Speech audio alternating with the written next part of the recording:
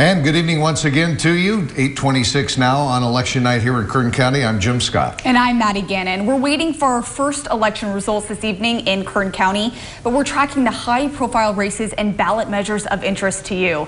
And our political analysts Kathy Abernathy and Neil Sinapa are with us this evening before they head out to their respective watch parties. But here we are once again, and it's almost 8:30, and still no numbers from Kern County election headquarters. So let's turn to Chris Burton. He is live at county election headquarters in downtown Bakersfield, where a small group of observers are watching the ballot verification process as it begins in earnest, I guess. Chris, good evening to you.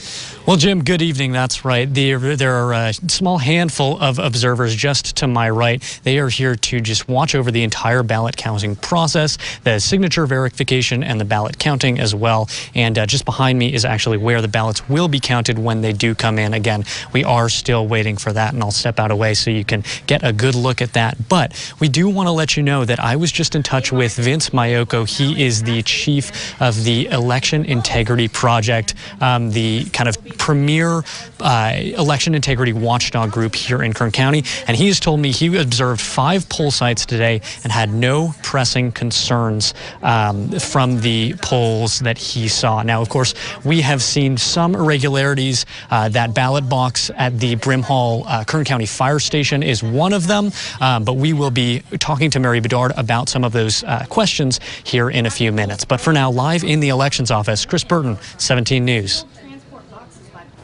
Chris, thank you. And we're here waiting for election results. This certainly isn't your grandpa's election. We've seen election night change. We likely won't know the outcome of some of our most competitive races for days, maybe even weeks. Kathy, first to you, how have you seen election night change over the years? Well, I'll tell you, I don't know what it is, but 21st century and 2022, it's the last 3-4 years has been so slow in this county, and it doesn't make sense because they've got the same good machines every other county in California does, but it's frustrating because everybody's watching right now, anxious for results. We have nothing in Kern. Nationwide, we have a little bit better, but it really doesn't make sense why this county is so slow at counting. Is it because the state as a whole has pivoted to mail-in ballots for all voters now? Well, a lot of things have changed. They've also allowed you to register to vote. You know, 5 minutes to 8 tonight, you can register to vote. So there's a lot of paper that comes around that really doesn't need to come around. The old days, 2 weeks in advance, you had to be registered. You know, Neil, it seems like the mail-in ballot process has sucked all the drama out of election night, though. A little bit.